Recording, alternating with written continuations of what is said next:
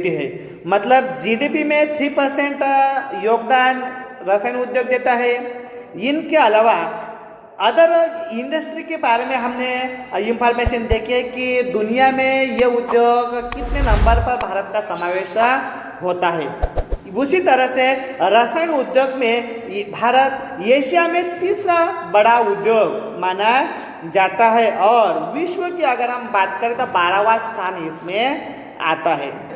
और इसके अलावा आपको मालूम है कि रसायन उद्योग है यानी कि केमिकल का उपयोग यहाँ पर किया जाता है। और हमें मालूम है बहुत सारे जो हम इस्तेमाल कर रहे चीज़ों में वस्तुओं में केमिकल का हम इस्तेमाल करना महत्वपूर्ण समझते हैं। इससे हमारे जीवन में इस उद्योग का क्या महत्वपूर्ण योगदान है ये भी हमें यहाँ समझ में आता है। देखो, भारत में रसायन उद्योग तेजी से विकसित हो रहा तथा फैल रहा है।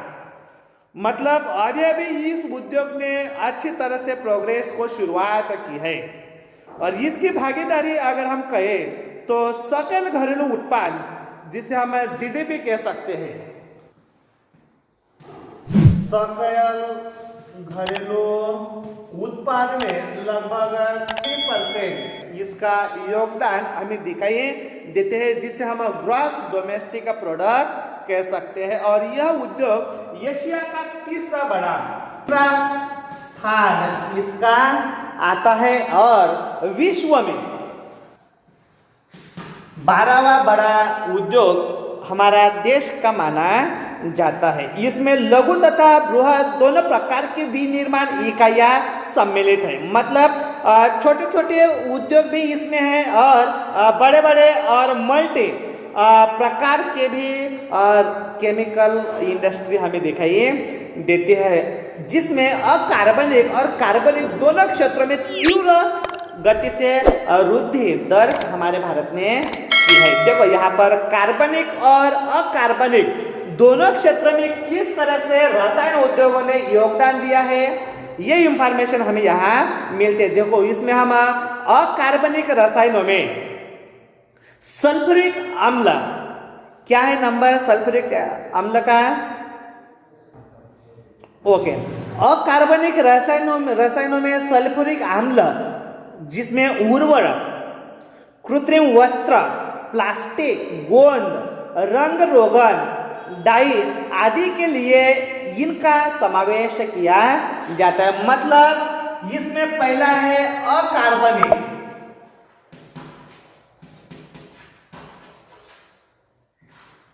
और दूसरा है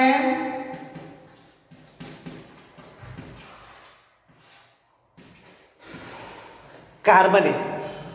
अकार्बनिक यानी कि इसमें उर्वरक, कृत्रिम वस्त्र, उर्वरक आपको मालूम है उर्वरक यानी क्या है, खतों में भी इसका समावेश किया जाता है। रासायनिक खत आपण म्हणतो जे शेतीसाठी वापरले जातं, उर्वरक रहता है उसके लिए भी अकार्बनिक रसायनों का इस्तेमाल किया जाता है।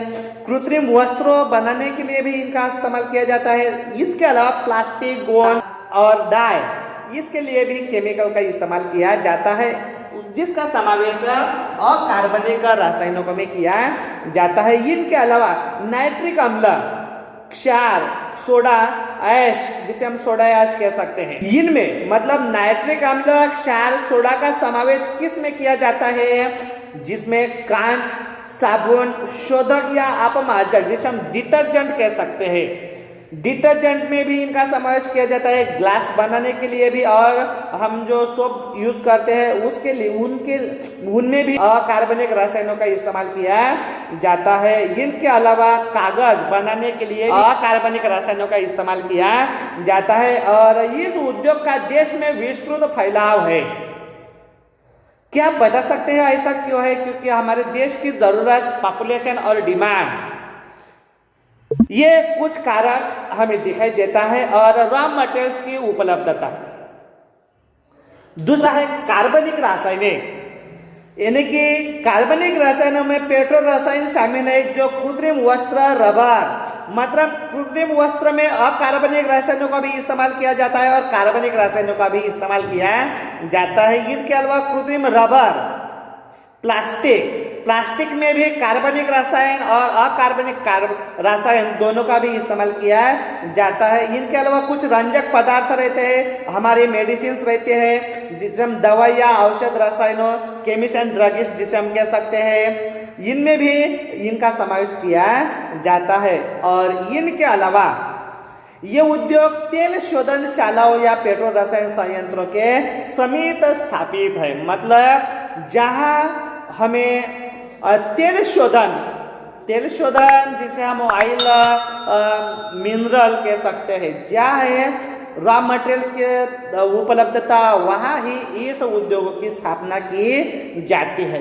देखो यहाँ पर बताया है कि रसायन उद्योग अपने आप में एक बड़ा उपभोक्ता भी है। मतलब रसायन उत्पादन जो तयार करता है कृत्रिम म्हणजे मानव निर्मित,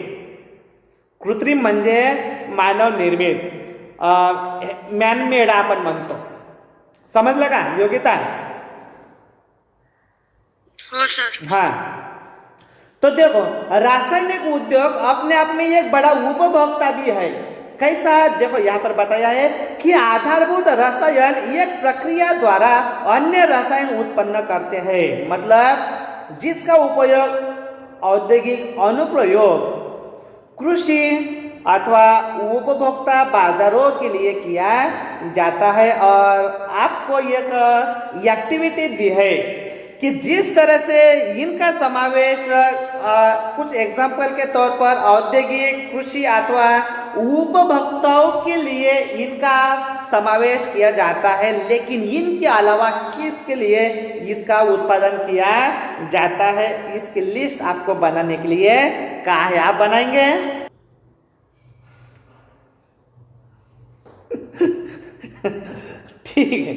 ठीक है। यहाँ हम कितने बजे तक रहते हैं हमारे रेमेडियल? कहीं नेक्स्ट पॉइंट हो सकता है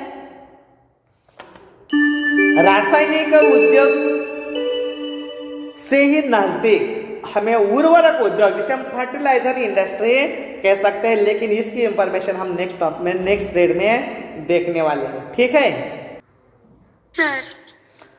कुछ पूछना है आपको रासायनिक? ओके। हाँ कमलेश्वरी सर, कधी चालना काय विचारायचं आहे का म्हटली नाही? क्या पूछा है आपने कमलेश्वरी? तू विचारलं ना काय डाऊट आहे का? म्हणून मी म्हटले मला कुठंच डाऊट नाही। ओके ठीक आहे। काही शंका असली तर विचारायचं आहे बरं का? Everything look better with a view. Why you always in a mind? Fucking around, acting right now. I ain't tryna tell you